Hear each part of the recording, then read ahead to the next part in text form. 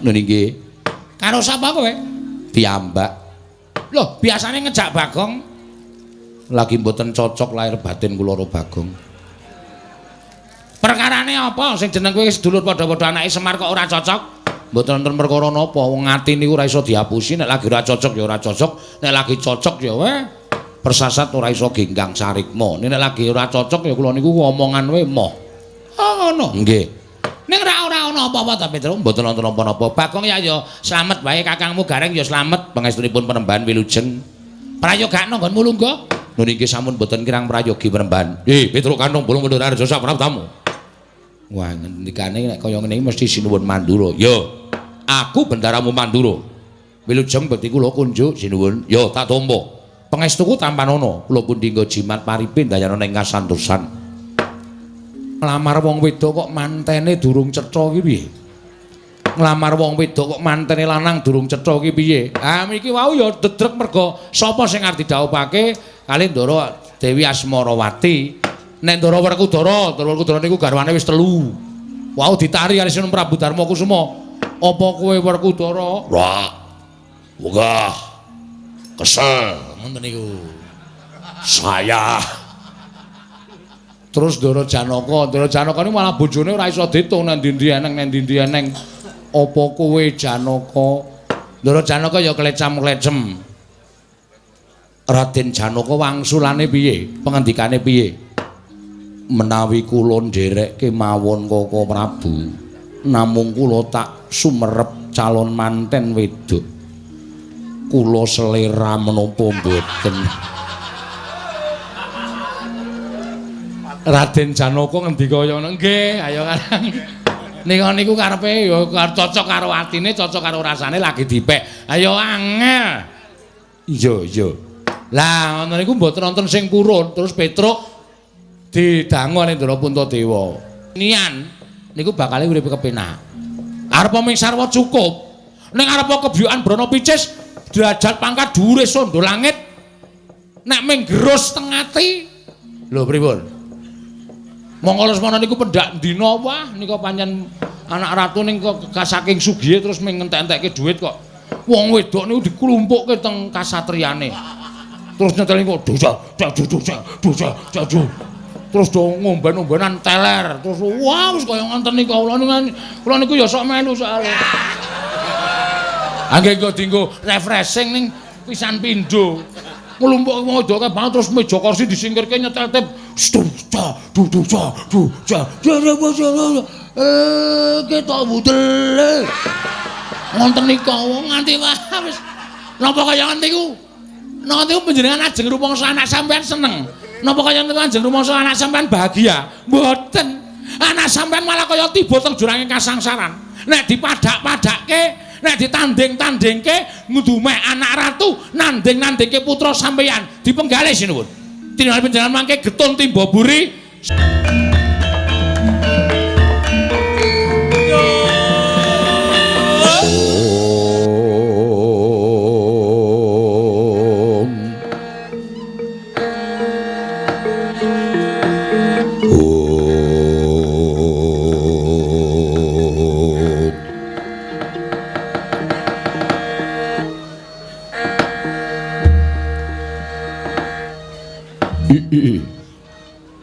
Jagat wasisaning Ubatara, wayah Bathara jagat. Pati. Ayo ndadake kagiat sira Pati ingsun piji ana ing ngarsaning ingsun Patih Wasisa Praja. Nun inggih. Diweji semban kula, pangayoman kula wonten ing Madyapada prapting delahan. Wanter sabda pangandika Paduka Gusti kula ingkang sinuwun. Miji dhateng abdi kepatihan. Mugi andadosna ing kawuningan nalika ing abdi kepatihan mapan wonten ing sak jawining negari. Kumitir acara maras raos ing manahipun ing abdi. Pindharan salomba pinanjering alun-alun.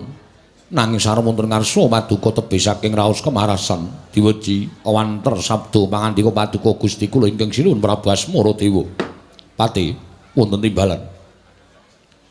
Paran pawartaning nggone ingsun percaya minangka dadi badal wakil ingsun mranata tata rakiting negara. Mara matur marang panjenengan ingsun menawi paduka ndanggo bab tata rakiting negari. Sadaya mboten badhe anguciwani para kawula sami sayek saeka kapti akar luguring nusa bangsa tuwin negari ing Sila Bentar. Medhaipun para abdi prajurit mboten kendhat anggenipun sami gegladen ulah kridaning aprang. Sawanji-wanji praja paduka katemping marang muka mboten badhe anggepok kanca paduka Gusti kula ingkang sinuwun. Ing abdi kepatihan remuk kasawurna putung sumangga kabandemna diweji sembahan kula. Gawe bombong penggaling sun ora liwat pakaryan ingkang utama tindakna selawase. Lan kaprayogakna nggone ngadhem ngarsaning sun pate kawula non inggih diweji. Sampun boten kirang prayoga anggen kula ngabiyantara ngersa paduka Gusti kula ingkang sinuwun. Aja ning padha saur manuk jenenging Snadya Manem Brama marang rawuhing priyagung ing padha rawuh ana ing Daturya negara ing Sila Bentar. Purbawasisa wonten asta paduka Gusti kula ingkang sinuwun. Kula semanggaken paduka Gusti kula sanata patih. Kula nuwun sewu. Sampun kinten kula menika tumambuh yekti saweg sepisan menika kula wanuh. Menawi asmanipun mbok menawi kula mboten badhe lepat. Menapa kepara saestu ingkang sampun kepareng lenggah wonten ing Daturya negaring Sila Bentar menika. Menawi boten klentu ingkang kondhang ngumandhang ngebaki jagat panjenengan Sang Tapa Begawan Durna. Kula nuwun sewu penemban. Menapa lakar kleresan mekaten ingkang dados aturipun ingkang abdi pun asmara dewa. Ah, gandhak bleguduk swalu gembol, sumorante, hawela. Kula nuwun inggih, Nger. Leres menapa dados sabda pangandika paduka anak Prabu Asmara Dewa. Kula menika pandhita ing Sukalima. Wonten ingkang sudi mestani dhateng kula pun Begawan Durna. Wiladala jagat Dewa Bathara. Menawi mekaten persasat negari kula menika pikantuk kanugrahan dene namung sak negari alit teka karawuhan Begawan Durna ingkang satuhu kondhang wonten ing jagat pundi kemawon sami priksa belipun panjenengandika menika satunggiling brahmana ingkang lantip panggraitanipun ingkang sampun buntas kawruhipun penemban. Matur nuwun. Sanget andadosaken bombong raos sing manahipun ingkang bapa ing Sukalima. Dene samangke kula saged sak pejagong lan paduka anak Prabu Asmara Dewa. Tumrap ingkang bapa ing Sukalima menika gesang wonten ing Madyapada menika menawi jembaraken pasrawungan. Menika mujudaken satunggiling kesugihan ingkang boten saged dipun ukur mawi menapa kemawon, Nger. Leres penemban. Nanging saderengipun menawi kepareng kula ngaturaken pasgan panakrami kunjuk ngersanipun Sang Tapa Begawan Durna ing Sukalima. Kula tampi. Akarya bombong raos sing manahipun ingkang bapa. Namung kepareng kula ngaturaken pudya pangastawanipun ingkang bapa kunjuk ngersa paduka anak Prabu Asmara Dewa. Kula cancang pucaking weni dumawahing wijang urma keting werdaya saestu andadosaken cahya nur cahya daging rakayuwanan mugi kepareng sumene ingkang sawetawis menawi boten klintu ingkang andherekaken Sang Tapa Begawan Durna menika kula ugi nate mireng asmanipun nanging nembe sepisan menika kula sak pejagong menapa paduka menika Nalindring Mandura ingkang jejuluk Prabu Baladewa sinuwun jagat wasisaning Bathara Wayapura jagat Pathik Indra Jaladewaku. Rama Prabu kasinggihan mekaten. Kula menika Nalindring Mandura pun Prabu Baladewa. Wiladala inggih. Matur sanget panuwun ingkang tanpa pepindhan. Dene jengandika anak Prabu Mandura kepareng rawuh wonten negaring Sila Bentar mriki. Awrat-awratipun nderekaken dhateng Bapa Begawan Durna. Anggenipun sampun kepareng sowan wonten negaring Sila Bentar. Kepareng kula ngaturaken salam taklimipun ingkang putra ing Mandura kunjuk ngersanipun jengandika Kanjeng Rama Prabu Asmara Dewa. Kula tampi andadosaken suka birawaning manah kula nggih mboten langkung kasekecakno anggen jengandika lenggah angger Baladewa. Sampun mboten kirang prayoga anggen kula ngabiyantul ngersa paduka Rama Prabu Asmara Dewa. Ndadosaken kejut raos sing manahipun ingkang abdi. Dene namung sak negari kula kemawon kerawuhan para sepuh, para minulya. Ing ngriki lenggan menika kepareng tedhak wonten negari ing Sila Bentar. Nuwun sewu penemban. menapa dipun keparengaken kula badhe nyuwun dawuh menggah menapa ta wigatosipun dene jengandika Sang Tapa Begawan Durna rawuh wonten negari ing Sila Bentar upami kepareng kawedharing kathah tumunten kababarna nanging menawi wadi tumraping sangganing para nayaka miwah para punggawa monggo kula dherekaken manjing salebeting kedaton pepanggihan catur netra kelawan ingkang putra pun asmara Dewa Penemban. Sanget ngaturaken genging panuwun ingkang tanpa pepindhan, Nger. Dene mekaten wiya sing pangandika paduka ndadosaken tentrem raos manahipun ingkang bapa ing Sukalima. Estunipun anggen kula sowan menika sepisan. Kula menika jejeripun Brahmana. Jernyatanipun pandhita menika kedah jembar pasrawunganipun.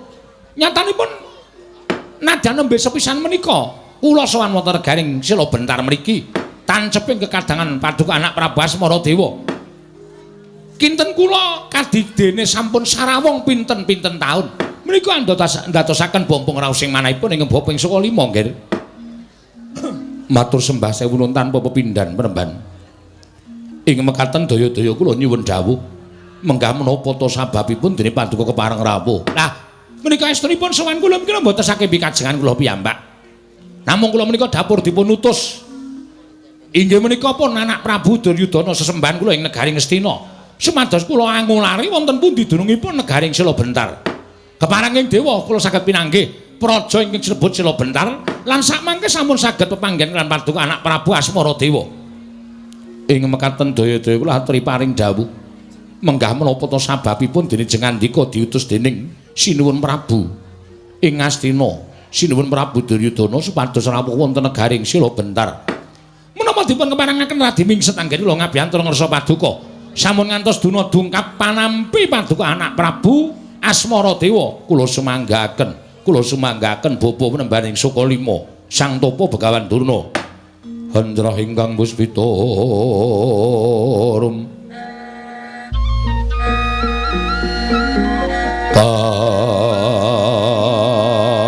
kasilring samirana mre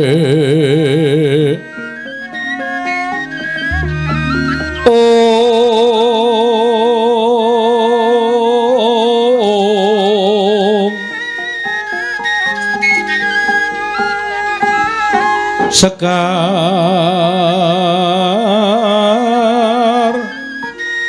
kadung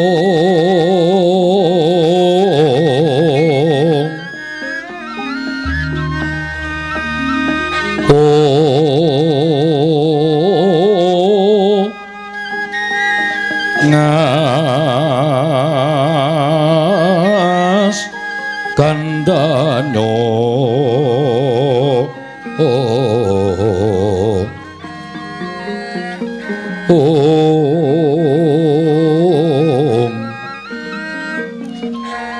maweh raras retnaning driya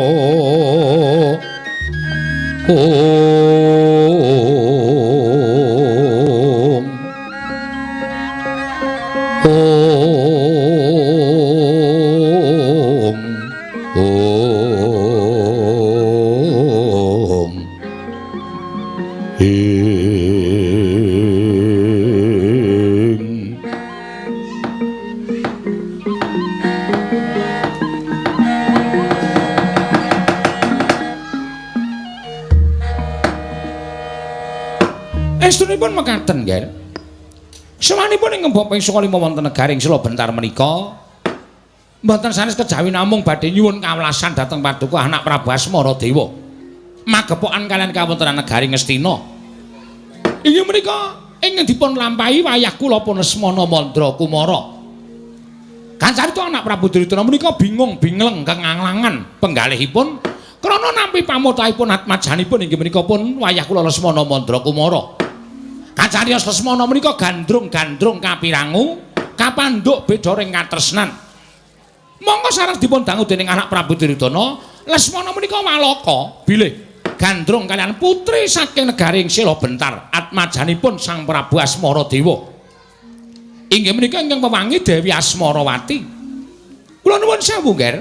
Menapa kepara nyata bilih panjenengan menika nggadahi putra putri ingkang ibaratipun sekar menika sampun ambabar gondo arum wonten negaring Sila Bentar menika.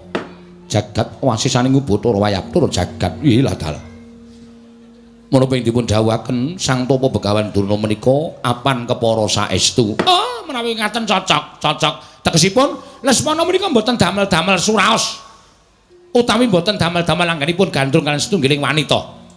Nyatanipun sareng kula upaya pinanggih negari Sila Bentar lan saged pinanggih lan paduka sinuwun Prabu Asmara Dewa. Ing mekaten samangke kula menika sowan minangka wakilipun anak Prabu Duryudana angebun-bun enjang Hanjejawa sonten. Sowan kula ngemis ngertos paduka anak Prabu Asmara Dewa wonten suka lilaning penggalih. Ingkang putra-putripun Dewi Asmarawati badhe kula boyong wonten negari Ngastina. Sampun kula cawisaken jempana joli-jolan pamboyong ing temanten putri. Samangke badhe dipun dhaup dening pun wayah kula Lesmana Mandrakumara. Nuwun sewu sinuwun. Menapa ing dipun dawuhaken Bapa Penemban Durung menika apan kepara saestu kula minangka dados saksi tama nalika semanten ingkang abdipun Baladewa katimbalan sowan wonten negari Ngastina lan nampi dawuh panggenipun Yai Prabu Duryudana supados kula ndherekaken jengkaripun Bapa Begawan Durna sowan wonten negaring Sila Bentar ingkang wigatos dados saksi tama badhe aturipun Penemban Durna menika ingkang kunjuk dhateng paduka Gusti kula ing Sila Bentar.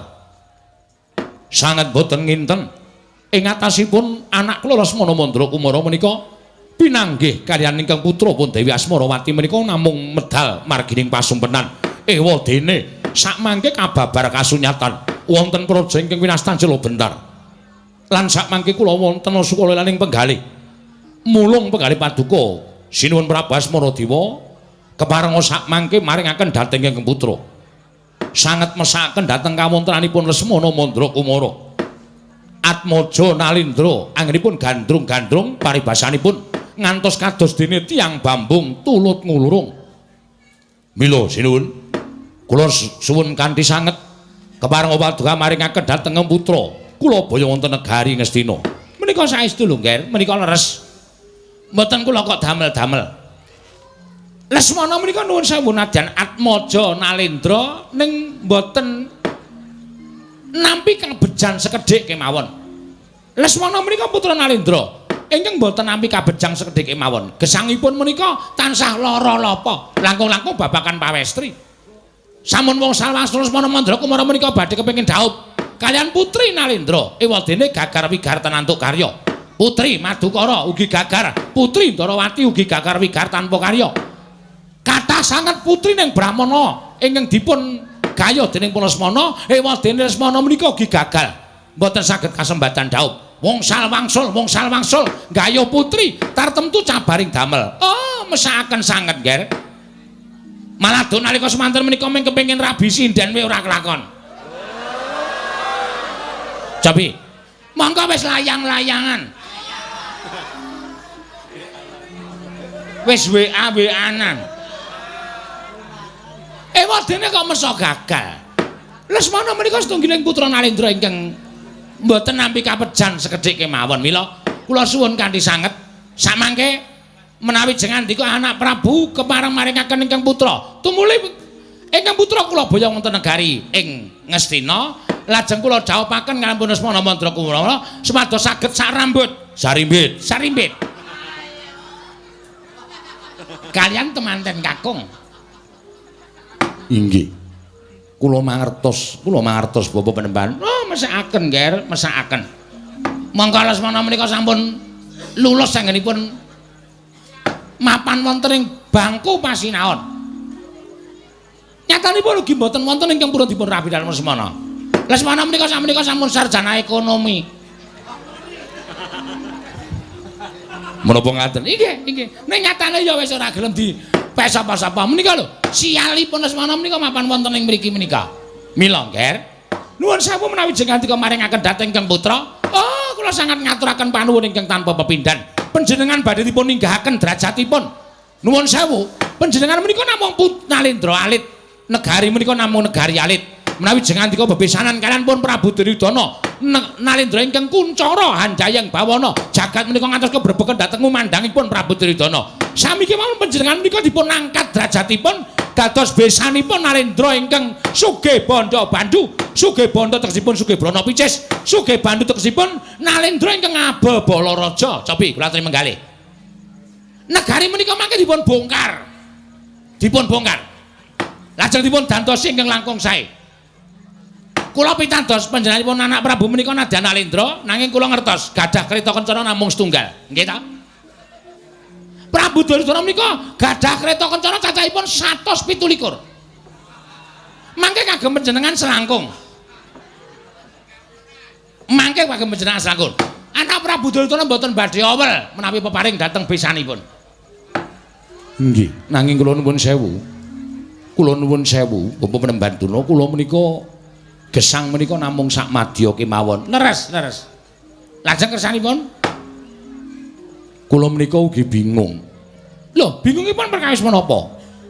Menawi jeng andika menika badhe mboyong dhateng anak kula menika tiyang sepuh. Kula kinten kathah tiyang sepuh ingkang kepengin anakipun menika mukti ngawibawa Nyakrawati mbau denda. Kasinggihan. Nanging menawi kula maringaken menawi anak kula mboten purun dipun dhawuh pun Lesmana menika mangke ugi mboten sae kedadosanipun kosok wangsulipun. Menawi kula nduwa keparingipun Bapak Durna ning nek anak kula wis sambung tresna kaliyan Lesmana menika ugi mboten sae kedadosanipun sabab tumrap kula tiyang jejodohan menika gegaranipun namung setunggal inggih menika tresna utawi seneng jalaran tiyang keplok menika mboten badhe mungel menawi mboten tangan kalih menawi namung tangan setunggal menika mangke mboten badhe sae kedadosanipun ingkang temanten kakung ugi tresna, temanten putri ugi tresna.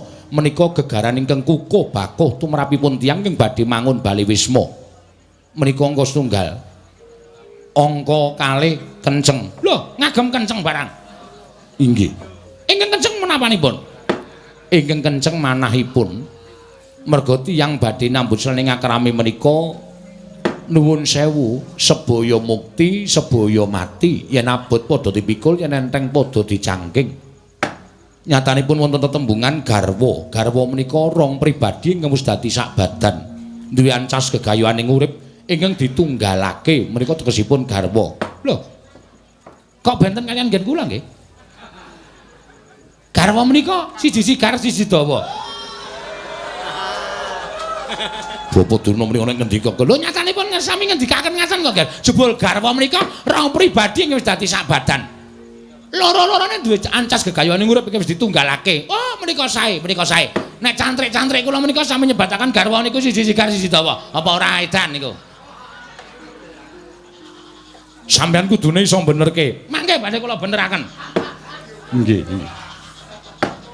Menika ing angka salajengipun kepareng tegesipun kepareng menika tiyang sepuhipun temanten kekalipun kedah sami-sami kepareng sebab tiyang mangun Bali Wisma menika mboten kok njodokaken awakipun piyambak nanging njodokaken tiyang sepuh tangga tepalih sanak kadang mitra kawruh lan sanes-sanesipun sedaya sampun sarujuk menika mangke menawi wonten bobol borot ing lelampahan ubayane ora bakal mbalenjani pancen leres menapa menika mau nggih? Siji seneng, loro kenceng. Kaping tiganipun wilujeng utawi kepareng. Kaping tiganipun kepareng. Oh, sae menika. Petanganipun tiyang bangun Bali Wisma menawi patokan tigang perkawis menika sae. Nanging tumrap kula menika wonten saka lima menika mboten ngaten menika. Lho. Wonten saka lima mboten ngaten menika. Mboten. Nanging petanganipun tasih petangan cara kina inggih menika Pancasuda. Pancasuda menika dos pundi?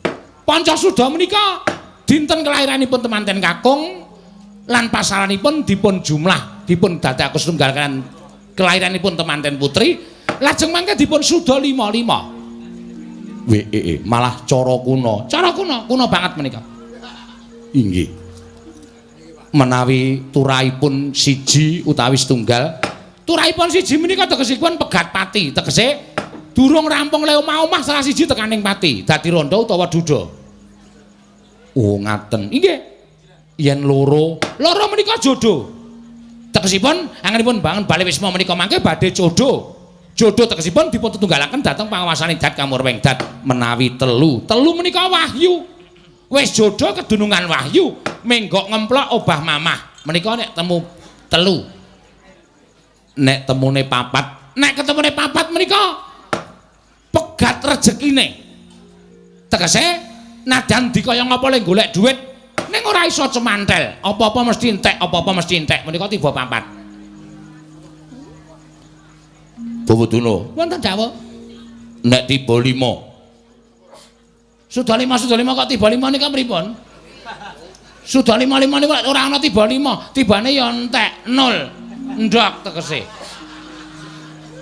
Nek tiba 5 entek niku hitungane pripun? Nek tiba 5 entek niku hitungane rasa dijodokke.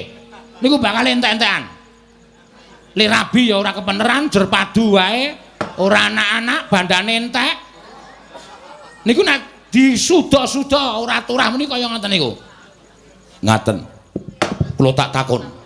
Napa wonten hitungane pinten tibane wong rabi menungso ning ora entuk menungso? Ah niku ya sengkring niku. Ampun kaya ngoten. Ah, kanca dhewe kok ngenani. Ora seneng ah kula. Kula niku namung takon, mboten sah ditakokke. Niku tiba loro seprapat. Loro seprapat nggih, menika namung anu kok nggih menapa lelakon sing kudu dilakoni. Nggih, mila saenipun kedadipun tenggo, mangke kula ingkang badhe nanting dhateng anak kula pun Asmarawati. Kados pundi mangke aturipun anak kula suwun Bapa Penemban Durna miwasi nuwun mandura kedah nampi menapa kemawon ingkang kedah dados aturipun anak kula pun Asmarawati Penemban. Sidhem jroning pasewakan wadogong tanpa sabawa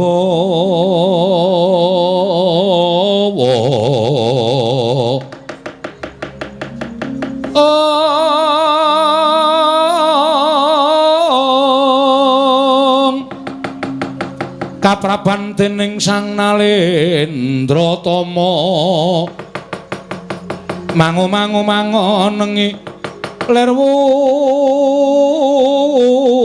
sing duka cipta berbuti mandana raras ing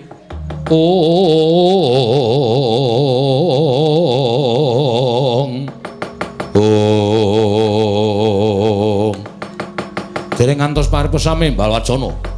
Nalika semanten kasaru geger jaba pihak ngarsa tangaping mrika sebanipun amu apa to kang dadi darunane ora numacan rangke Gajah Medha saka Wandilan kejawi namung utusan saking negari Ngamarta nenggi abdi kinasih negari Ngamarta ki ora Petro kantong bolengking drajak-drajak dumrujug tanpa arpana karo cingak kang samya mulat mangrombreng para kawula kanca pihak piyana daya minggir jaluk dalan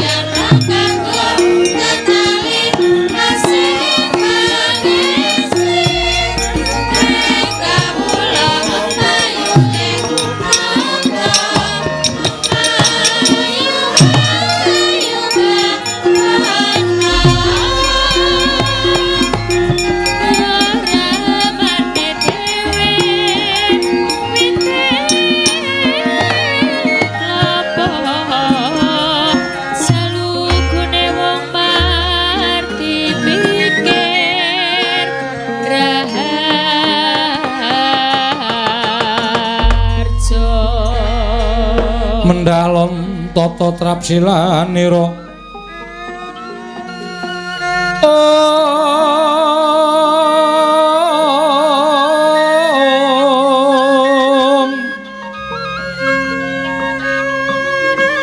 ngacomaken astanira kalih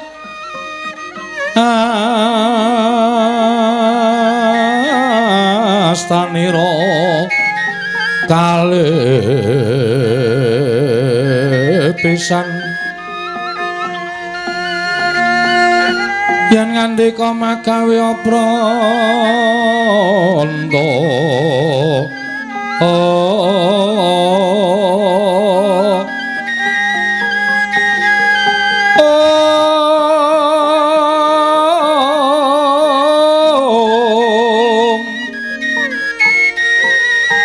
yen ngandika magawe aprana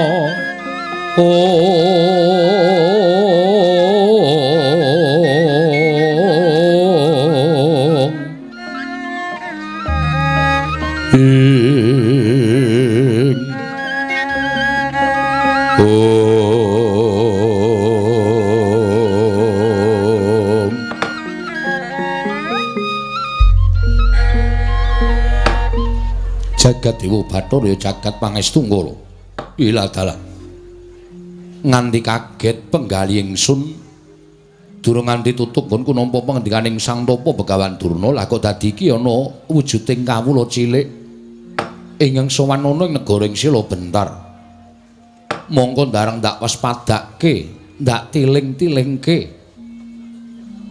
iki kok kaya tau ngerti nadyan mung ana gambar-gambar sing sok diumbulke cah cilik-cilik kae. Nek ora kleru apa iki ingkang arane Petruk ngono kae apa piye? Nuwun amit pasang Kalimantabe tinebene iki lho dene Dumawaing Tawang Towang. Sinuwun. Leres menapa ing dados pangendika paduka kula menika abdi Petruk Kanthong Bolong. Lah dalah jagat Dewa Bathara. Wela disawang pasuryane wae wis gawe seneng. Ing atase ana pawongan kok awake sarwa dawa. Nggih wonten sing cendhek. Iya, Petruk Rarja Sapraptamu. Tansah pinangan ing kawidadan ing sambikala bekti kula kunjuk sinuwun. Iya ya tak tampa pangestuku tampanana. Kula pundi nggo jimat paripin dayana ing kasantosan. Nyuwun pangapunten kula badhe nyuwun priksa menapa leres menika ingkang winastan negari ing Sila Bentar. Awit kula dumugi wonten ing mergi ageng menika wonten gepura lajeng wonten tulisanipun Anda memasuki wilayah Sila Bentar. Napa leres? Iya iki negara ing Sila Bentar Petruk. Wah, lah nah ngaten nggen kula ketayalan kekalangan Malaya persasat ngubengi jagat. Menika mboten sisip anggen kula ngabiyantara wonten sanipun menawi mboten klentu Sinuwun Prabu Asmaradewa. Iya, ingsun nalindra ing Sila Bentar Prabu Asmaradewa. Wah, matur suwun, matur suwun.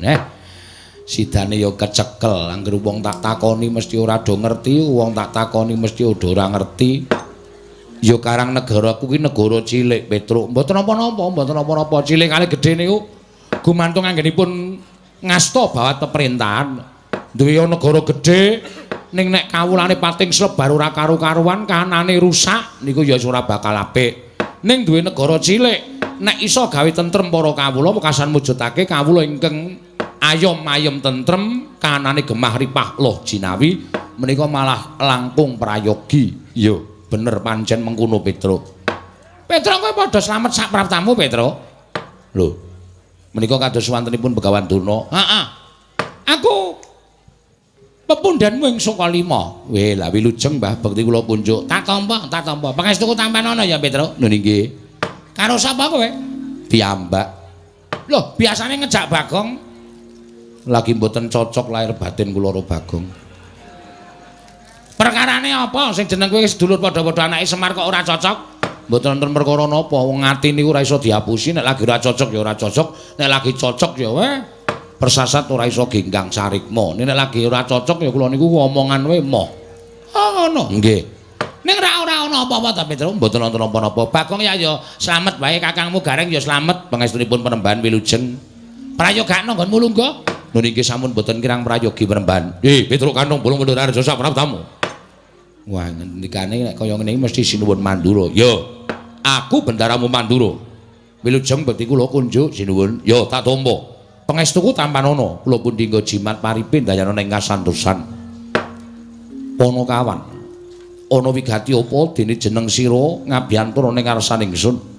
Apa saka karep sira pribadi, apa pancen diutus dening kepundenmu Pandhawa? Sadèrèngipun kula matur kepareng kula ngaturaken tebah Siti Sekul bidung teling rong klapa. Apunten ambek bilih wonten lupat kula anggen kula munjatuh sapa paduka Sang Nata. Ora dadi ngopo Petruk, matur sembah nuwun. Critanipun Petruk nika nadyan wujuding mung loro saudon telu saurupan ning nuwun sewu dalu menika kula dados piyayi. Lho. Dadi piyayi lire piye? Mergi sowan kula menika mboten saking pikajengan kula piyambak. Nek saka karep kula dhewe tetep Petruk niku dadi wong kere, tetep wong ora duwe, ya mung sak batur. Ning gandeng sing kongkon kula niku para her-her, sing utusan kula menika para minulya. Ing atase Petruk menika mung kuwana kawan kok dipercaya karo para her, para minulya, niku tegese kula kecipratan derajat pangkating sing utusan kalih kula. Sing utusan sira sapa? Nalika semanten negari Ngamarta menika ngawontenaken parapatan agung. Dedrek Rembag boten sanes kejawi namung badhe nglamar putra-putri negaring Sela Bentar atmajanipun Prabu Asmaradewa ingkang wangi Dewi Asmarawati. Nalika semanten sinten ingkang dipun dawuhi boten sami boten sami sagah krana sami dereng ngertos papanipun negaring Sela Bentar. Kula ya ming meneng mawon wing derajate Petruk. Lah kok dumadakan sinuwun Prabu Darma Kusuma menika nuding kula Petruk tratap. Kula maju. Kowe sing seneng dolan, kowe sing seneng samba mrana-mrana golek ana negara Sela Bentar lamaran Dewi Asmarawati ngaten menika tanpa nganggo dipikir panjang. Kula tumunten budal. Lah kok jebul teng dalan kula niku ya bingung ora ngerti nggone kok mangkat kula niku. Bareng tekan dalan kula takon-takon terus dumugi wonten mriki menika. Mila sinuwun sowan kula menika dipun utus punden Pandhawa badhe amboyong ingkang putra-putri wewangi Dewi Asmarawati badhe kula boyong wonten negari ing Ngamarta. Anakku bakal dikersake dening para Pandhawa. Nggih. Lho, lah sak banjure arep kanggo apa Petruk? Lho, dirabi. Ngoten. Sapa sing bakal dadi temanten lanang? Lah niki masih dalam musyawarah. Lho kusik. Wong nglamar wong wedok kok mantene durung cetha iki piye? Nglamar wong wedok kok mantene lanang durung cetha iki piye? Ah mriki wau ya dedrek merga sapa sing arep didhawuhake kalih Ndara Dewi Asmarawati. Nek Ndara Werkudara niku garwane wis 3. Wau ditari kali Sinten Prabu Darma Kusuma. Apa kowe Werkudara? Ra. Wegah. Kesel. Ngoten niku. Saya Terus Ndara Janaka niku malah bojone ora iso ditung nang ndi-ndi eneng. Apa kowe Janaka? Ndara Janaka ya klecam-klecem. Raden Janaka wangsulane piye? Pengendikane piye? Menawi kula nderekke mawon Kaka Prabu, namung kula tak sumerep calon manten wedok. Kula selera menapa mboten? Raden Janaka ngendika kaya ngono. Nggih, ayo Karang. Nika niku karepe ya cocok karo atine, cocok karo rasane lagi dipek. Ayo angel. Iya. Lah ngono niku mboten wonten sing purun, terus Petruk didangu ning Ndara Puntadewa. Apa kowe truk ngoten niku karo mesem. Kula nggih ngerti nek Ndara Puntadewa niku gojek. Kula muni, mboten kula niku arep sing nggo ragat apa, nggo nyicil mendring bendina wae kangel ora jamak-jamak. Kok malah arep rabi meneh kurang gawean. Lah terus arep dirabekke karo sapa? Perkara niki mengke gampil. Ning sing jelas niku rawuhipun Ndara Asmarawati ingkang putra menika wonten negari Ngamarta, tartemtu mangke mboten badhe dawuh wonten juranging kasangsaran, ning badhe dawuh wonten juranging ngabagyan. Lha saking menika Gandeng Petruk ingkang dipun utus samangke kepareng nggalih paduka sinuwun Prabu Asmaradewa menggalihaken aturipun Petruk kaparingaken menapa mboten menika gumantung dhateng panjenengan. Menawi kaparingaken ngaturaken panuwun ingkang tanpa pawindhan nek mboten sebabe napa jalarane napa ndara-ndara kula Pandhawa menika mustikaning satriya. Sapa to sing ora tepung karo Ndara Pandhawa? Ya ing bab samubarange ning apike Ndara Pandhawa niku kondhang perkara becik lan kelakuane sing apik. Mboten kok kondhang perkara ala mboten. Dados ingkang putra dipun wengku dening para Pandhawa menika mangke sami kemawon panjenengan Sinuwun Prabu menika pikantuk kanugrahan. Krana pikantuk mantu salah setunggiling peranganipun Pandhawa pepundhen kula Pandhawa.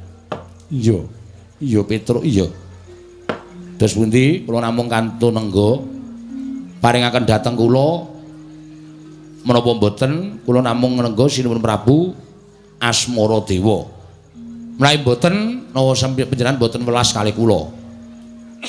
Monggo kula dipun kanteni Purbawasesa. Petruk kowe tak kongkon ora entuk gawe bali tekan negara Ngamarta tak tugel gulumu Barataya. Napa mboten rekoso? Kula niku wis mangkat blas ora disangoni. Tekan mriki mengke ora entuk gawe mulih. Tekan negara Ngamarta takoni Sinuwun Prabu Darmakusuma piye Petruk entuk gawe apa ora? Mboten Sinuwun Werkudara idaken cengele Petruk. Nyet. Kilat kula melet leler modar. Panjenengan ora welas kali kula ya welas karo anak bojo kula, anak kula isih cilik-cilik, bojo kula isih cilik-cilik. Anu apa? Apa bojo kula? Iki nek omong sembrono, kula niku kula sembrono ya, omong tembu-tembu niku sakarep kula. Iya Petruk. Nggih, lha nyuwun ngapunten.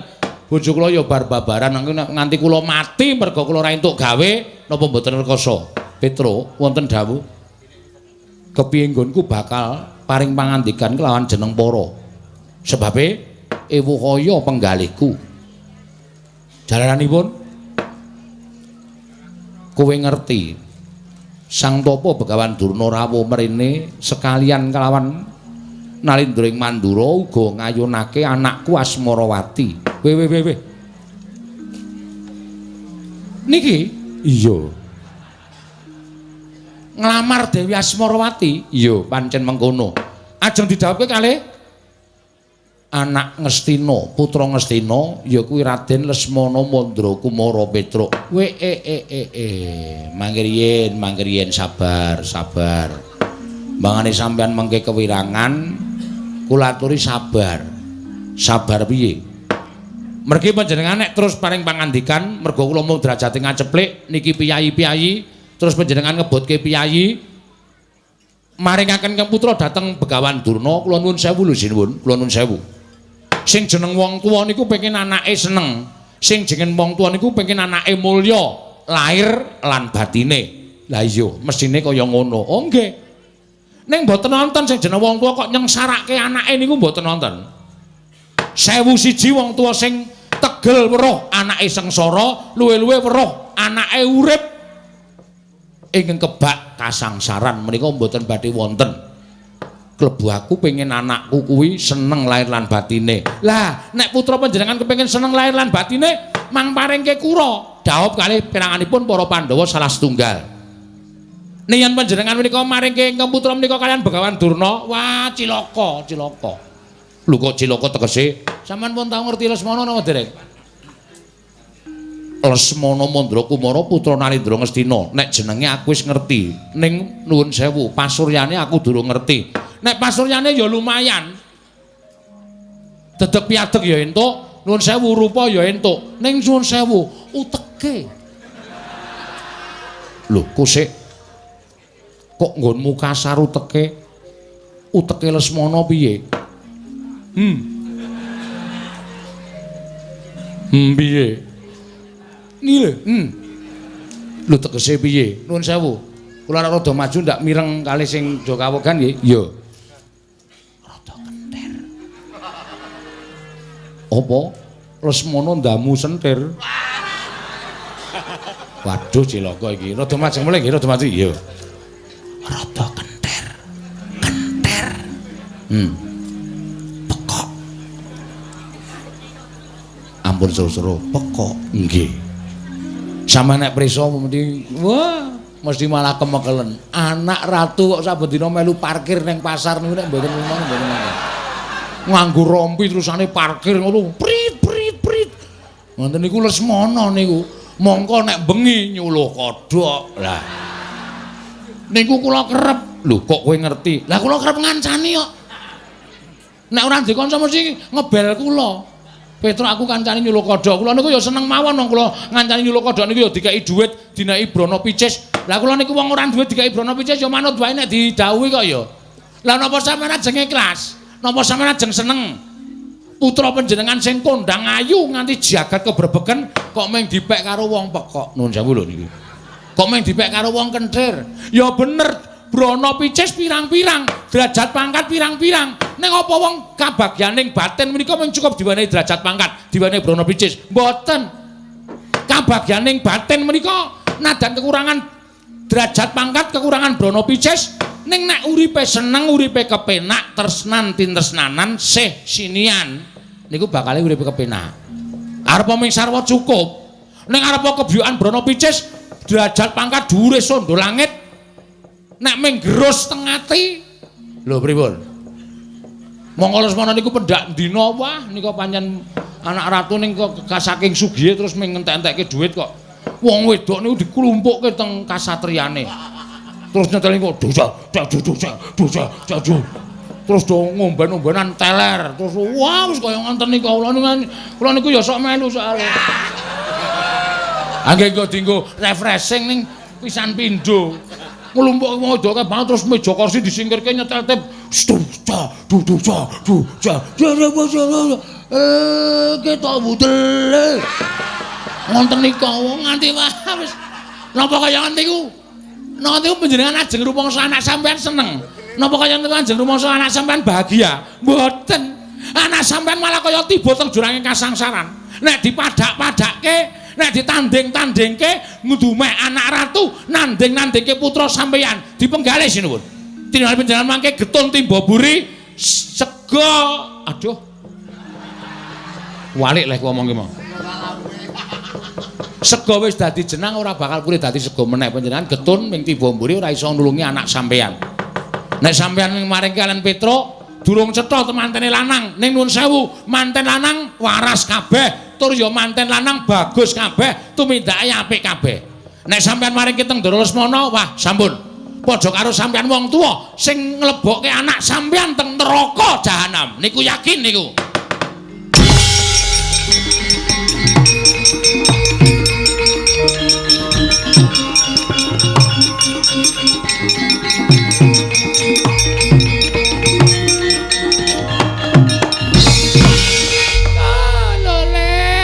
Kancang bleguduk suau gembol sumolole sumorante hawela. Oh, manusmaning jajalanan Petruk kantong bolong.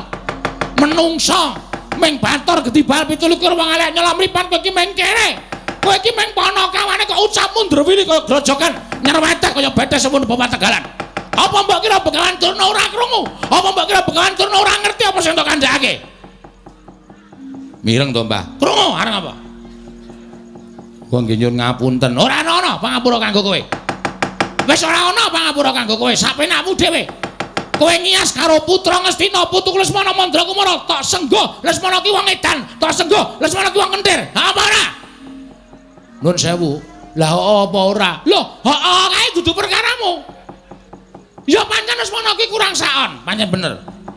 Nek ora rasa dikandak-kandake nang kene. Wong nyatane Lesmana ki pengen rabi. Lah kok tok onceki elek Lesmana. Dimen anak Prabu Asmaradewa ora maringake Asmarawati marang negara Ngastina merga saka cangkemmu sing wis drangap-drangap tanpa aturan keparat kowe. Petruk. Petruk ana kula. Waduh, dibut loro ya. Wonten dawuh. Kowe ngerti tatanan ora to? Kowe ngerti tatanan ora? Kowe iki wong tuwa apa bocah? Nek kowe wong tuwa mestine kowe nganggo aturan. Lemu omong nganggo aturan. Aja waton omong, ning ngomong nganggo waton. Sapenamu dhewe, kowe ngias karo Lesmana Mandrakumara. Baladewa ki dadi utusane Kyai Prabu Duryudana supaya mboyong Asmarawati. Lah kok tak mentahke rembuge Begawan Durna. Oh, pancen menungso tatanan. Gugu ngarepe dhewe. Rumah rumangsaku tulus kumawasa dumeke dikongkon dening para Pandhawa. Terus rumangsaku kowe duwe kekuatan dumadi dikongkon dening para Pandhawa. Oh, kowe wis ngina karo Lesmana Mandra Kumara. Oh, perkara iki aku ora trima. Perkara iki aku ora trima. Petruk Kanto boleh dandani bakardimu.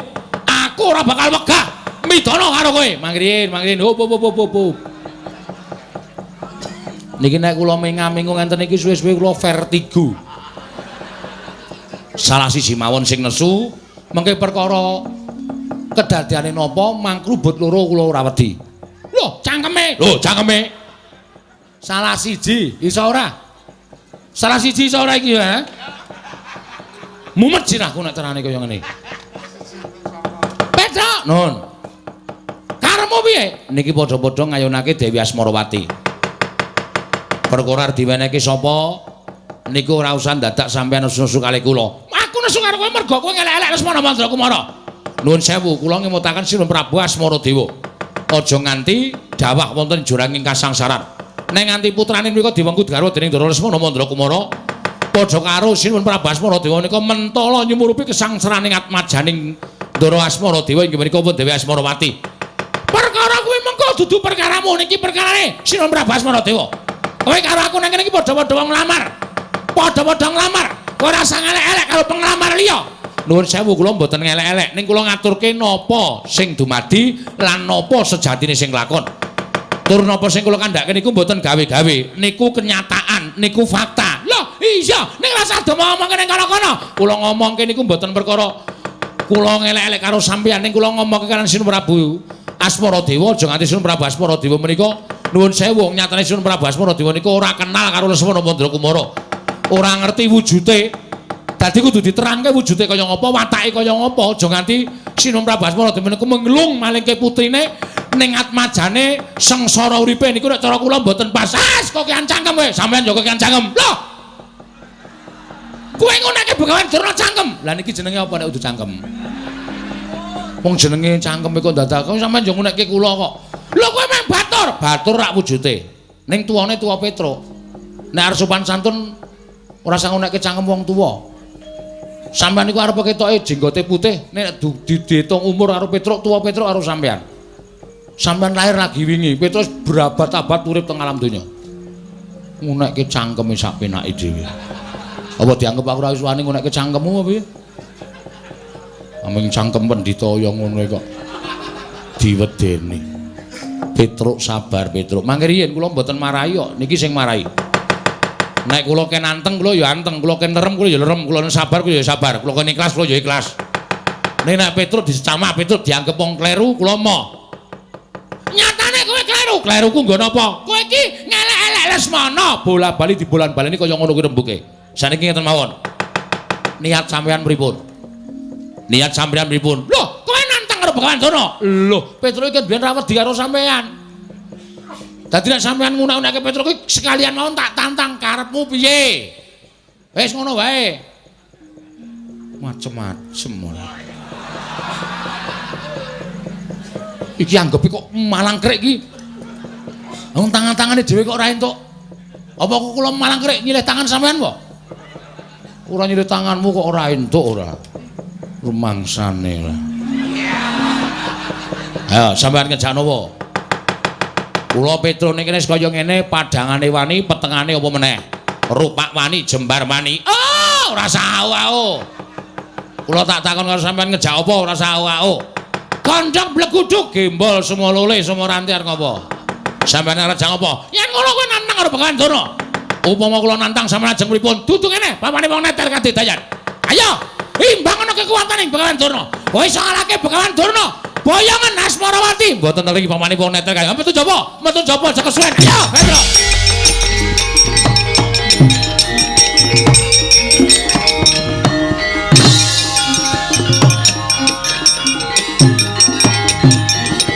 Parap.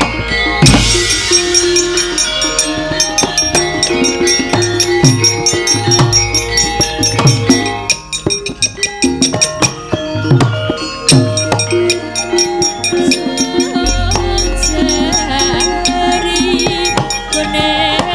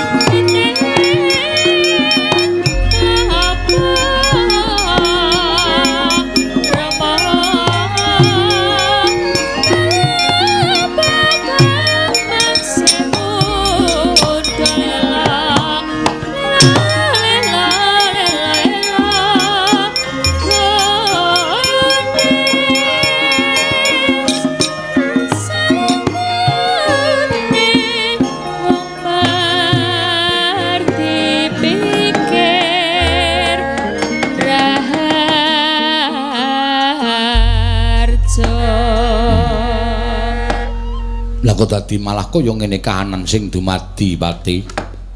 Nyatanipun mekaten. Krana sedaya menika awit kasulistyaning warni ingkang putra inggih menika pun Dewi Asmarawati.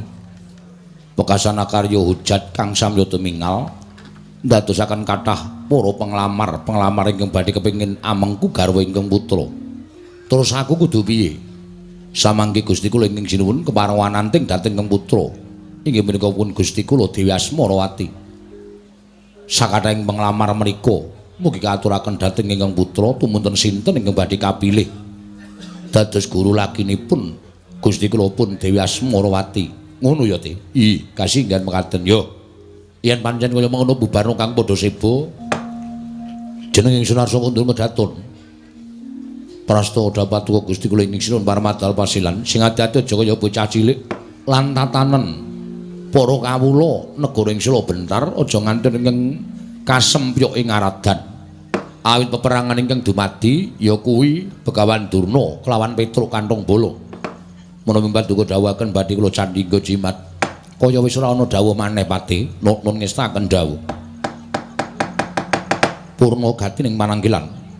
Sanata Sukundur kedaton jeluk saking dampar kencana nampit gambaran gading kadheraken sangganing Polban Cedi. Manggung ketanggung Joko Palororo ingkang sami ngampil upacaraning keprabon.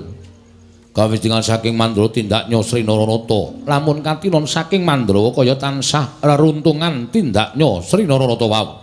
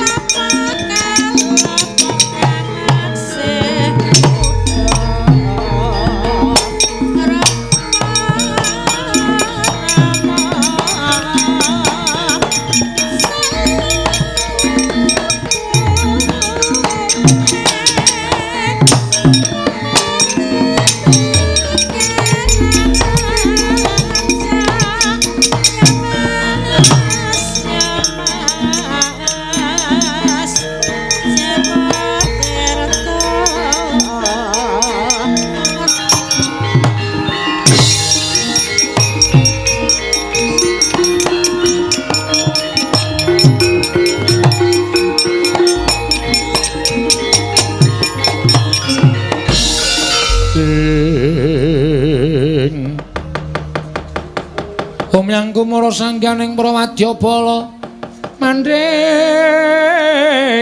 lawan Bindi.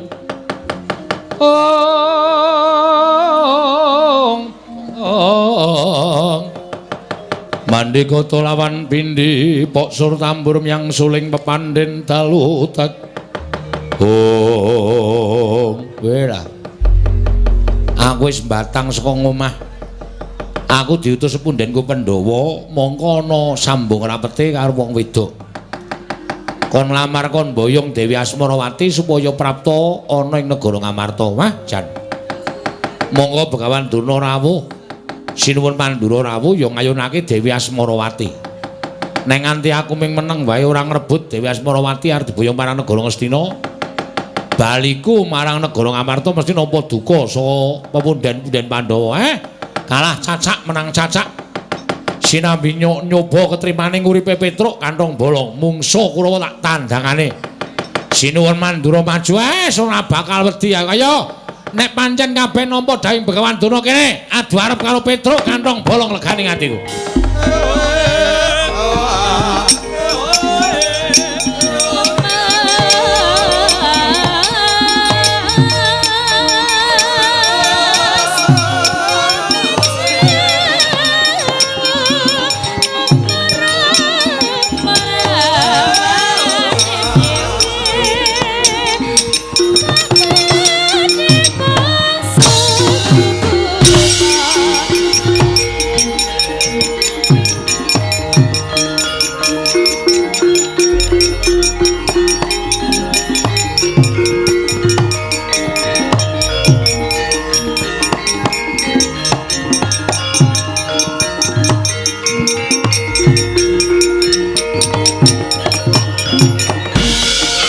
Nututi lamun katututan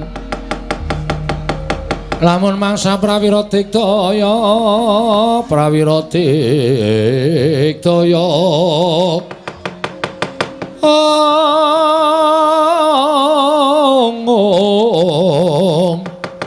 runanggana magawe glari rawang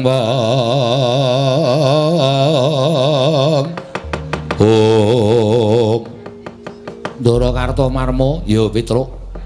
Aku sing tekan papan kene. Wonten menapa kok kula dioyak karo Sata Kurawa? Petruk rasa dadak tedhing aling-aling. Kowe wani ngembari marang sedyaning bapa Penemban Durna sartaning Koko Prabu Baladewa. Wektu dina iki aku didhawuhi supaya nyingkirake kowe. Nyingkirake pripun kersane? Kowe gelem bali apa ora? Kula pulun wangsul nek kula entuk keterangan babagan Dewi Asmarawati putranipun Dewi Prabu Asmaradewa. Nek kula dereng entuk keterangan tentang Dewi Asmarawati, kula nyuwun pangapunten, kula kepeksa ora gelem bali. Kowe ora wedi karo Sata Kurawa. Mangke riyen, biyen ra wedi, saiki ra wedi. Petruk ora tau wedi karo Sata Kurawa. Mula nek sampeyan ajeng nyoba karo ponakan Petruk, monggo kula ladosi. Ning nek mengke Petruk menang karo Kurawa, sampeyan do kewirangan aja nyalahke karo Petruk. Ora minggat sing areping Kartomarma kendharat dening tanganku. Monggo den kula ladosi. Hi merganing patimu, panggawa tak ayoni Ndara Kartomarma.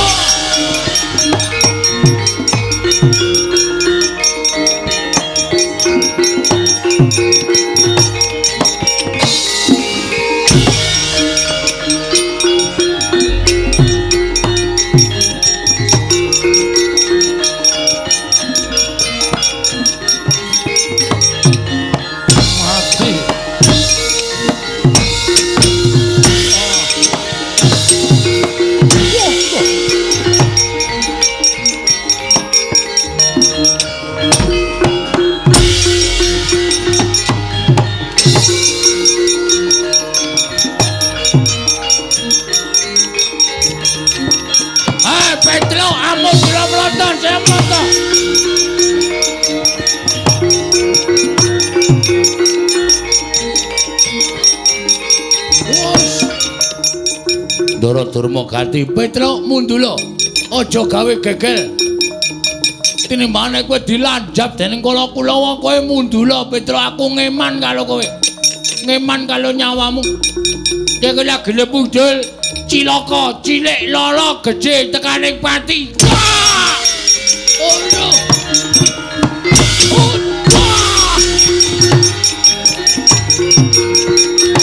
wah! Ah!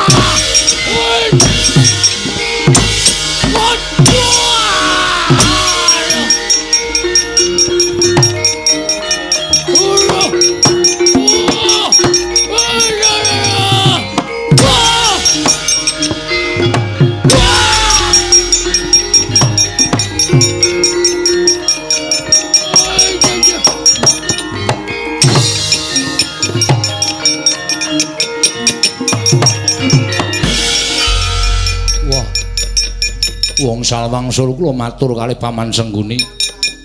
Nek mungsuh Petruk niku. Yen Kurawa dikon mungsuh Petruk niku ibarate kaya dene timun mungsuh duren. Kurawa nadyan kathah namung wujud timun, namung Petruk setunggal wujude duren. Dipun glundhungi mesti mboten kanten-kantenan kawontenanipun. Kalah kawon man kula nyemanggaken. Kula mboten saged menang kaliyan Petruk. Seprika-sepriki kula menika gumun kadang nata kok kalah karo Panakawan karo wujude batur. Kula semanggaken man, satama ya kalah nggih pangestunipun kawon. Kowe anak pendhita ampuh ming mungsuh Petruk kok nganti kalah nek cara aku isin. Kula semanggaken anggipun badhe mestani nyatanipun kula kawon, nyatanipun kula kalah. Dipun menapak-menapakno kalah ya kalah ora sandadak. Kula kakehan alasan malah dipaido ati kula malah lara. Piye Dur? Lemuk. Remuk wis. Lekane ngelekke kalih Petruk kowe mundula, mumpung kowe durung dilanjap dening Kulawa. Kowe mengijen tanpa luang. Nek nganti kowe engko mungsuh Kulawa kowe kalah, Petruk ndupak cangkem kula man. Mak bles. Bres ki ketusuk apa ngantem? Bles. Bres to. Maksud kula bres ning ra iso omong bres dadi bles. Wong kena iso omong bres kok. Wajal para gantang gejloke lemah klekalke terus Petruk mumbul dada kula didak kali Petruk. Lah iso ambegan man kula. Nek mboten kula mesti semaput sumpah pun. Lah terus piye? Pun kula nyemanggaken lo kalah wis. Lemuk pokoke awake man. Wela dalah. Kurawa sapa sing arep maju ana ing pabaratan? Lho, sinuwun Prabu Baladewa kok malah ditata-tata kaya arep dikapakke.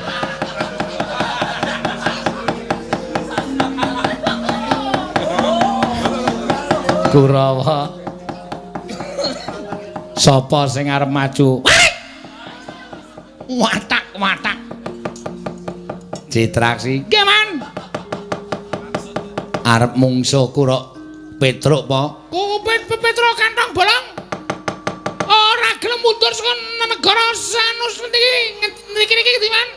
Sila bentar. Sila bentar.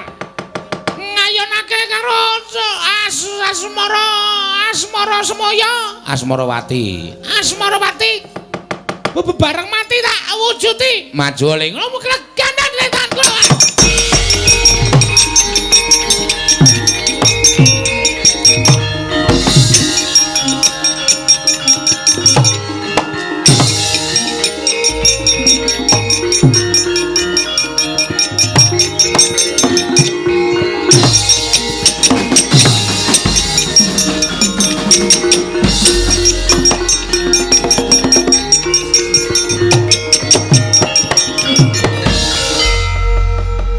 Ndara Citraksi dasar kepara nyata. Petro ngopo? Kowe bali ora? Kula bali ken apa? Kowe rasa ngayonake Asmarawati. Asmarawati arep dipek karo Lesmana Mandrakumara. Mula kowe kalah. Terus nek kula ora gelem ngalah Kowe perang karo aku. Perang karo sampean? Ho ho ho ho. Oh. Pun mang pikir sampean ngomong ngoten niku. Udut anu wis. Saniki ngeten, dipikir sing tenanan. Dipikir piye? Sing mirsani isih akeh. Bener. Isih akeh. Mongko bar limbukan ora do kuntur. Betul. Kok kowe kan dadak ngomongke penonton ki maksudmu? Penonton sementen iki wis do mbedhek kabeh. Nek Citraksi mungsuh Petro niku mesti menang Petro. Nek nganti menang sampeyan, penonton sementen iki bali kabeh. Penonton sementen iki bali kabeh gelo, atine gelo. Citraksi kok menang karo Petro ki luwe-luwe mesti ngembet dalange edan, dalange pekok. Citraksi kok menang karo Petro niku sebagian. Betul. Nek nganti Pak Ratno kagol, sesuk taun ngarep ora ditanggap meneh. Mergo kagol Citraksi kok menang karo Petro. Mboten napa-napa, sampean menang kali kula ora masalah. Ning taun ngarep ora wayangan, sampeyan ning jero kotak nganti bosok.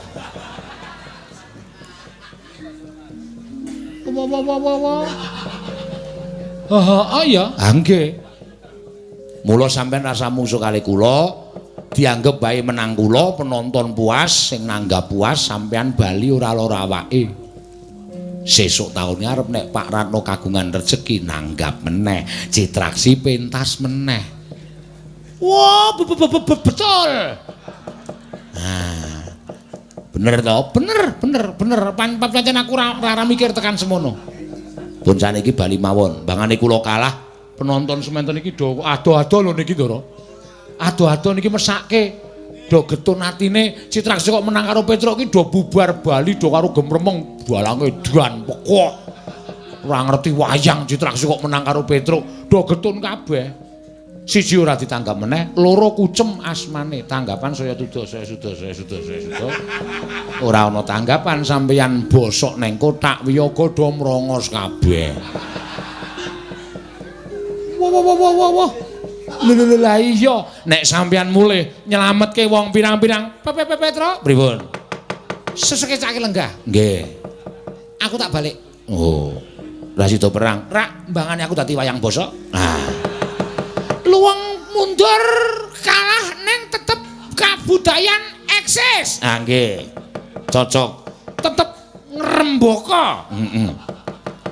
Neng nganti Citraksi menang karo Petro mengko ndak do ora merti dusun. Bener. Mula aku tak bali wae ning tetep wayangan lancar. Jaluk pamit lho.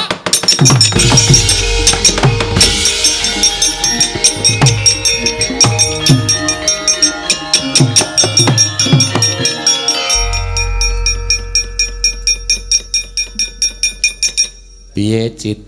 Wayangan lancar. Piye? Wayangan lancar. Iki perkara perang karo Petro kok dadi wayangan lancar iki piye? Ngeten, Man. Ngeten. Kula maju. Ketemu karo Petro. Petro kula tantang. Ha iya. Petro, aku tekan kene arep ngelabrak kowe. Terus Petro omong ngeten niku, sapi. Sabar. Ndara Citraksi penonton iji akeh. Iki do ngarep-arep perang. Ning nek sampean kok menang karo Petro, kula kalah. Penonton sing do ado-ado do numpak motor ngebit mlaku lan sak piturute niki bali kabeh. Getun. Mergo Citraksi kok menang karo Petro. Lho, gedene dadi perkara dianggap dalange ora ngerti lakon, dalange ora ngerti wayang. Citraksi kok menang karo Petro. Nggih to, Man? Heeh. Mula mbangane gawe kagol wong akeh, gedhe-gedhene mengko sik nanggap kagol, sesuk taun ngarep rawayangan meneh. Kula karo sampeyan bobo-bobosok ning kotak. Ora dienggo wayangan. Krikiti tikus. Luwung kula bali ning kesenian wayang tetep eksis. Cocok ta? Gimana? Kok ora ana watu ya? Munggo ana watu tak kepruk ndasmu modar. Kowe ku wong Pangeran Pati Kadangnoto kok goblokmu. Loh, man. Diditi penggalih. Bangane kula ngamuk Petruk kalah, sesuk sepi nyenyet ora ana pertunjukan apa-apa. Nggih. Rasulan merti dusun do ora nanggap wayang. Napa sampean gelem nganggur? Iya ya. Sisi sinden gelungane do didol. Heeh. Mergo ora ana wayang. Wiyaga ikete do njamur kabeh do ming do dipepe turut ngarepan. Mergo wayang ora ana mergo kesalahan teknis Citraksi kok menang karo Petruk. Kesalahan sedikit membuat rusak semuanya. Nilam setitik, susu sebelangga. Ngawur ora. Nek gawe ukara wis apenake dhewe. Nggih napa mboten? Nah iya. Wis ana mundur ana minggaten. Lho, ampun Suman, kula niku golek benere kok. Lah iya. Nggih menapa mboten? Ah iya. Awulung kula kalah ning wayang sesuk tetep ngrembaka. Sesuk taun ngarep Pak Ratno wayangan meneh. Merti dusun tetep jalan. Rasulan tetep jalan. Wayangan tetep eksis. Cacat.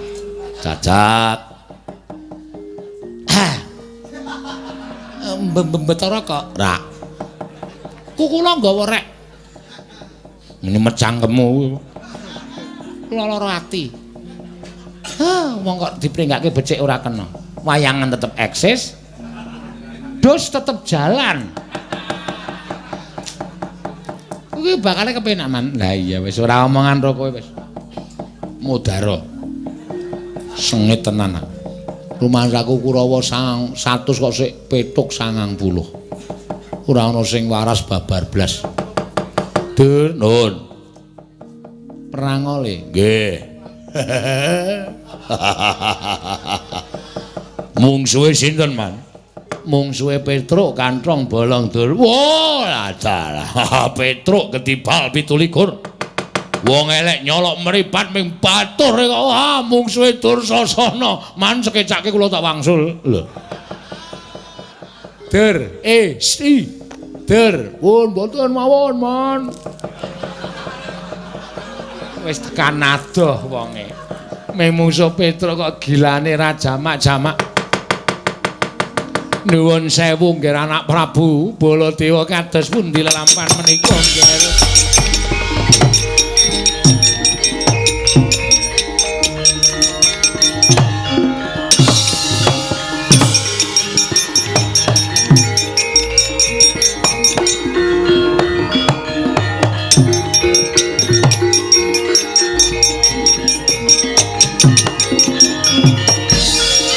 Maning jajalan Sukertaning Bawana.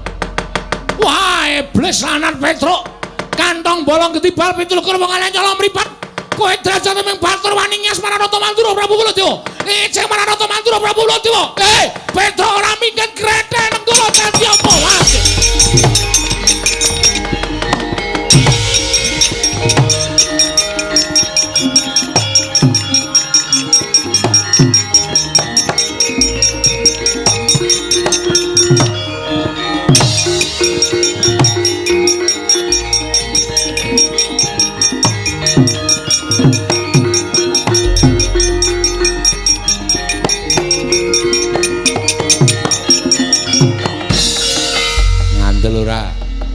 Sing maju rak dudu Begawan Durna ning Durna ngendelke Sinuwun Mandura.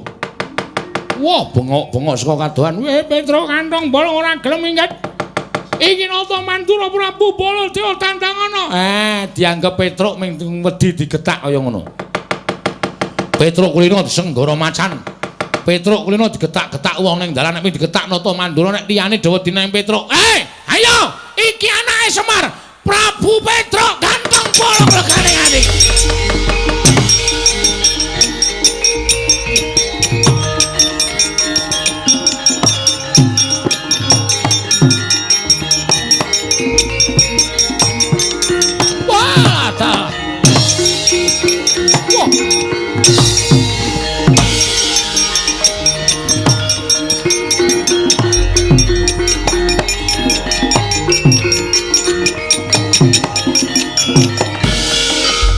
Maning jajalan Sukertaning Bawana iblis. Wah, kowe batur nek kok kemewat ucapmu kaya ngregem jimat kowe wani ndrat Besi Abang Barat. Kowe ngerti ora? Iki sapa? Iki sapa Petro? Lho iki pito karo jenenge dhewe kok lali iki. Iki lah sampean niku sinten? Sampean Sinuwun Prabu Baladewa. Gene ngerti? Nggih, kula ngertos. Kersane pripun? Kowe bali. Kula diutus pepunden Pandhawa lho, Ndara. Ning nganti kula mboten entuk gawe saura-urane cilik entuk kabar pripun kabare Dewi Asmarawati. Pikantuk kula boyong wonten negari Ngamarta menapa mboten niku kabar sing gumathok kula aturke pepunden kula para Pandhawa. Nek kula entuk kabar kula purun wangsul ning gandeng sing dawuh sampeyan ora diwenang nundung karo Petruk wong kula niku teng negara Sela bentar. Sing duwe wenang niku Prabu Asmaradewa. Nadyan kathah-kathah panggenipun Sinuwun Prabu Mandura mboten ajeng kula agem ning nek seklimah ngendikanipun Sinuwun Prabu Asmaradewa badhe kula candhi nggo jimat lho yen kono kowe wani karo Baladewa Petruk tuthuk watu siramu mudhar kowe kowe niroke Baladewa sampeyan niku senengane wis nesu sikik kok ora gelem ngrembug kanggo cara bedamen dirembug sarana musyawarah ngerti-ngerti anggere ana masalah Prabu Baladewa. Iki nata Mandura Prabu Baladewa. Iki Prabu Waning Pinto, Wasi Jala-Jala, jajan ora bayar, utang ora nyaur. Dapurmu. Kowe pokoke sae bali. Kowe bali. Nek kula mboten bali, kowe wani karo aku. Nuwun sewu, kula tetep mboten ajeng wangsul. Mbahane kula bali didukani karo Pepunden Pandhawa, luwung teng mriki kula modar kula wujuti. Lho. Wani tenan karo Baladewa. Lah nyuwun pangapunten lho Den sagedhakan iku lho kepeksa wani. Ora minggat karo maning Baladewa. Kuat nadai Kiai Nenggol aku meguru 20 taun karo kowe Petruk. Mati dereng aku. Sabar, Gir. Sabar.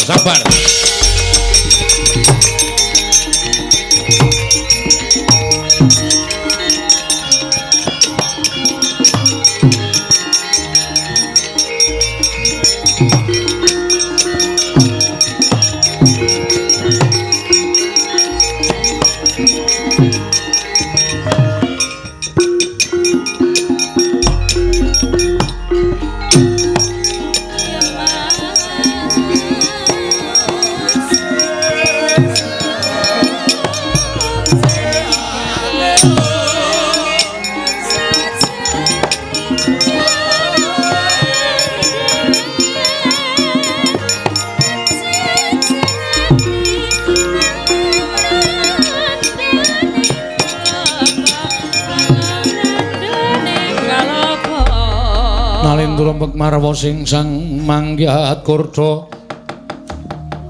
Manggyat Kurda katekaping irika sang Pinarwasa.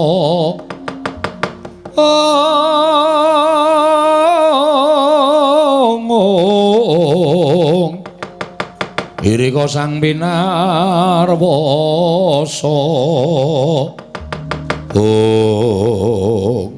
Kula aturi sabar. Sinuwun Prabu Mandura kula aturi sabar. Sinuwun. Sampun ngantos dipun alang-alangi. Petruk saya ngiyas marang ingkang putra Panata Mandura Prabu Baladewa. Petruk saya ngece kalian kula. Petruk badhe kula tegeli. Menawi ngantos kateman mekaten ingkang getun panjenengan piyambak. Jur nyatanipun panjenengan menika tasih sederekipun para Pandhawa, tasih pepundhenipun para Pandhawa menawi ngantos panjenenganipun Sinuwun Prabu Mandura menika nyikara dhateng Petruk menika mangke saged kula wastani keriwikan dadi grojogan, geguyon dadi tangisan. Mila perkawis menika kedatipun rembag. Kula ingkang badhe dados rana supados sak mangke boten wonten ingkang kula anggep banci ndemban siladan. Sedaya badhe kula sami, panjenengan ugi dayuh kula, Petruk ugi dayuh kula. Lan sabaripun Sinuwun Asmaradewa kados pundi? Nalika semanten kula merpeki dhateng anak kula. Inggih menipun Asmarawati. Sareng anak kula dangu sinten ingkang badhe jatuh minangka dados jatuh kramanipun piyambakipun menika mboten milih-milih dhateng calon guru lakinipun. Namung wonten ruba pepanggil syarat pinanganten putri. Lho, syaratipun menapa? Syaratipun menapa Sinuwun? Waton temanten kakung saged batang cangkriman ingkang dipun aturaken anak kula pun Asmarawati menika badhe dipun ladosi wonten ing Madyapada prapteng delahan Sinuwun Mandura. Sri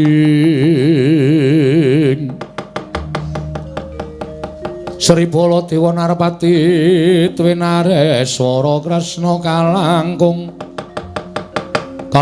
tresnanira marang Diabanon Cinawi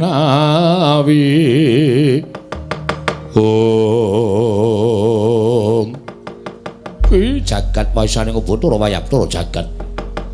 Waduh. Dewaji semban kula sinuwun Prabu Asmara Dewa. Kula ngaturaken panuwun ingkang tanpa pepindhan dene jengandika saged nengahi perkawis menika. Malah samangke kula nyuwun pamit wangsul dhateng negaring Astina angombyong sowanipun pinanganten kakung. Supados saged ambatang cangrimanipun ingkang putra-putri inggih menika Dewi Asmarawati menika langkung prayogi sinuwun. Sinten ingkang saged kundur sarta ngombyong sowanipun pinanganten kakung menika sakmangke badhe tinampi pasuwitanipun saha anak kula badhe ngladosi dhateng piyantun kakung menika kala wau sinuwun. Kula nyuwun pamit. Nggih, ngatos-atos. Sembah kula katur Sang Tawa Begawan Duna. Nggih, mangke badhe kula aturaken kula nyuwun pamit sinuwun. Inggih, sinuwun mugi-mugi lebda ing karya.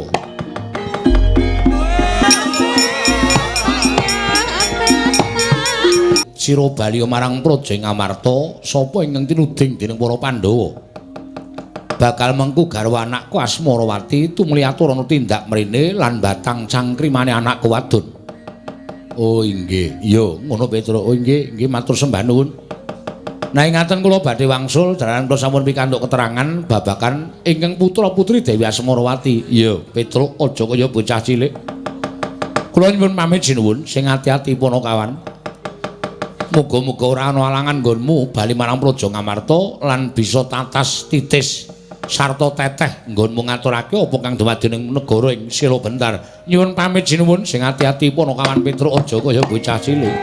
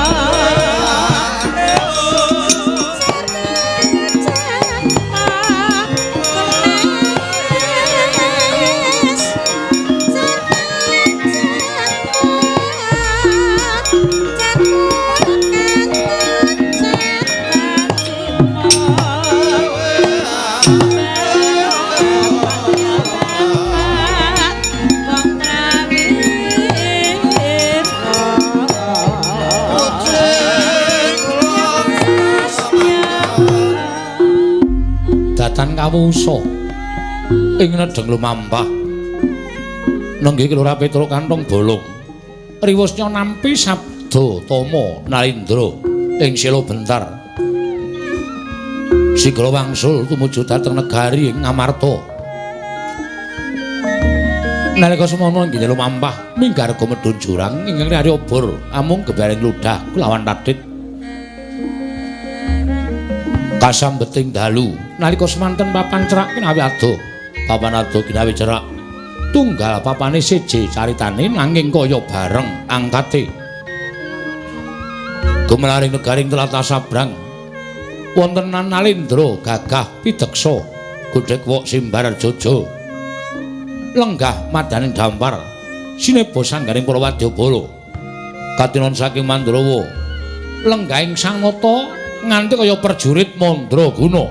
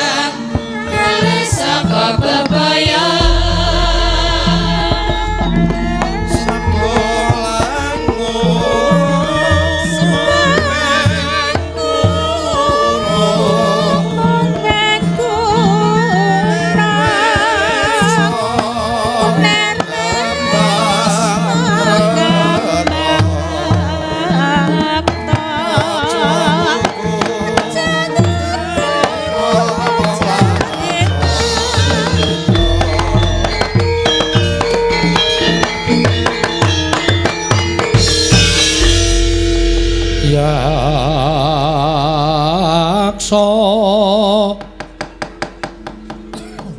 kura rupa riseteng nalendra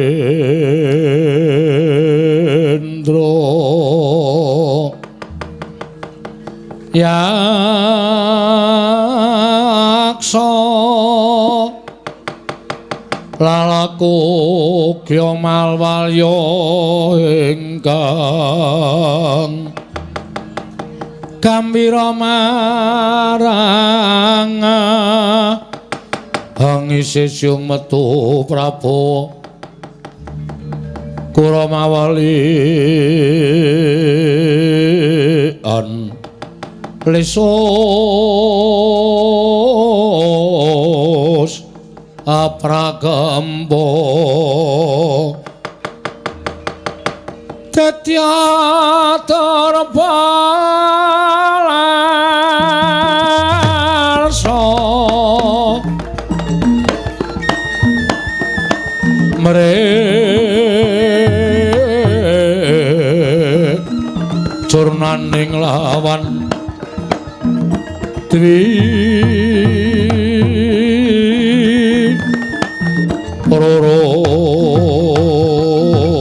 Rorotro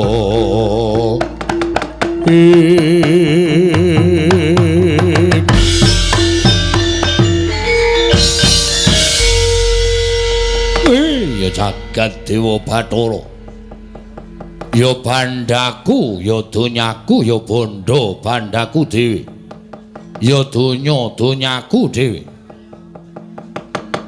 nang brul mbek meyong tergelung sengu wong wadon wong ayu wong manis waladal ora ana wong wadon ing keduka ngrubuhake bebeteng jiwa kanalindranku kejaba mung sira Yayi Asmarawati banget nggonmu bondo marang penggalihku wekasan nglumpruk tanpa daya kapandhuk rasa tresna ingkang bobote tanpa beda kaya wong nyangga bumi. Nganti bingung nggonku napakake marang kahananku. Nggonku napakake kelawan jejerku minangka Nalindra ing Pulung Kedah Kencana. Prabu Gendra Swaropati ingkang bakal mengku garwa kelawan sira wong ayu, sira denok doblong-doblong. Tampanana katresnanku, tampanana rasa sih tresnaning pun Kakang Yayi. Lung. Ketoke iki kok sinuwun Prabu Gendra Swaropati iki kok miturut pengendikane kaya wong gandrung. Sajake iya.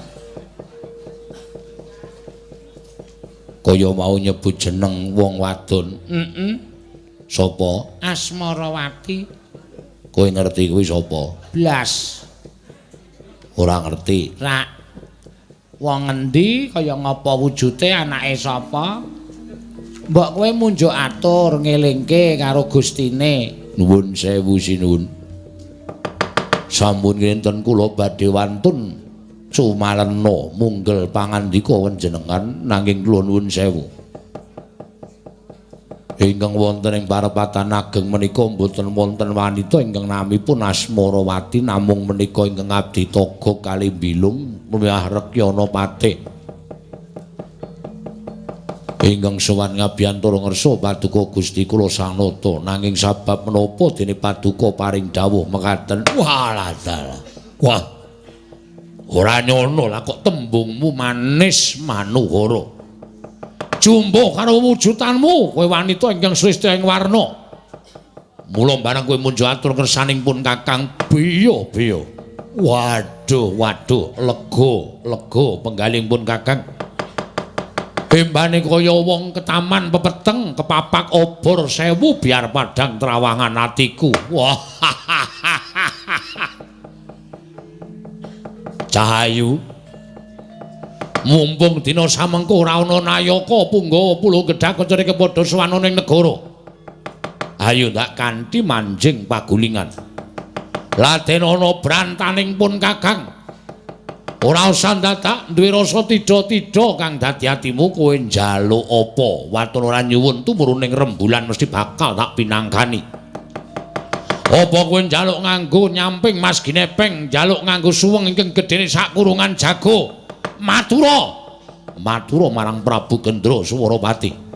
Waton kowe gelem winengku garwa dening Prabu Gendra Swaropati, panjalukmu mesti bakal tak pinangkani. Panjalukmu bakal tak pinangkani. Waduh. Piye, Long? Ae sembuh nek kaya ngene iki sangel. Wong lanang yang ngris gandrung karo wong wedok nyawang kancane kaya dene wong wedok sing digandrungi. Ayo wis kuwi gandrung yang stadium akut. Waduh.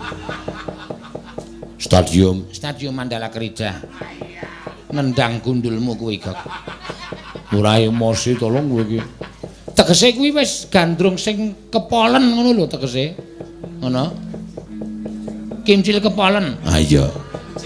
Iya bener. Ngono. Gandrunge wis ora iso dielekke, gandrunge wis ora iso dindakke. Mbok kowe nyedak, Gok, nyedak. Nuwun sewu. Panjenengan nek kaya ngoten niku mengke boten sae kedadosanipun. Sinuwun menika kula ngabdi pun togok. Sinuwun Gendra Swaropati menika ingkang ngabdi pun togok sinuwun. Sampun ngantos panjenengan gadhahi sloga ingkang kados mekaten diwaji. Diwaji kula aturi emut menika ingkang ngabdi pun togok, menika ingkang ngabdi pun bila. Mriki menika mboten wonten Dewi Asmarawati sajaipun diwaji nandang gandrung. Ingkang semunipun sampun nuwun sewu mboten saged dipun emutaken. Ning tetep kula aturi emut sinuwun.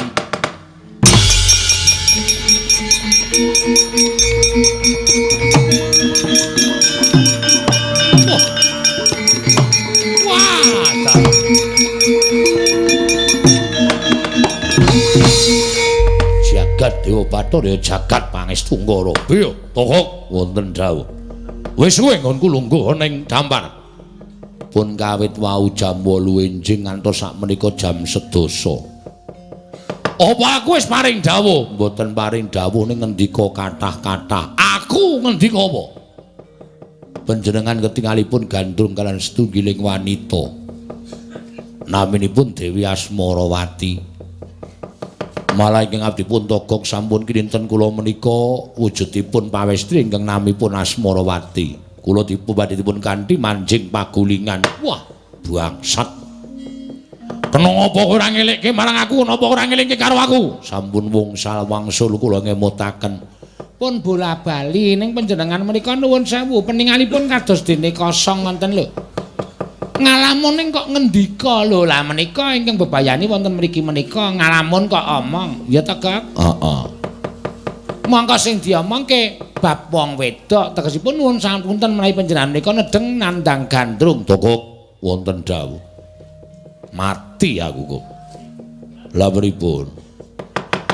Aku ngimpi ketemu wong wadon.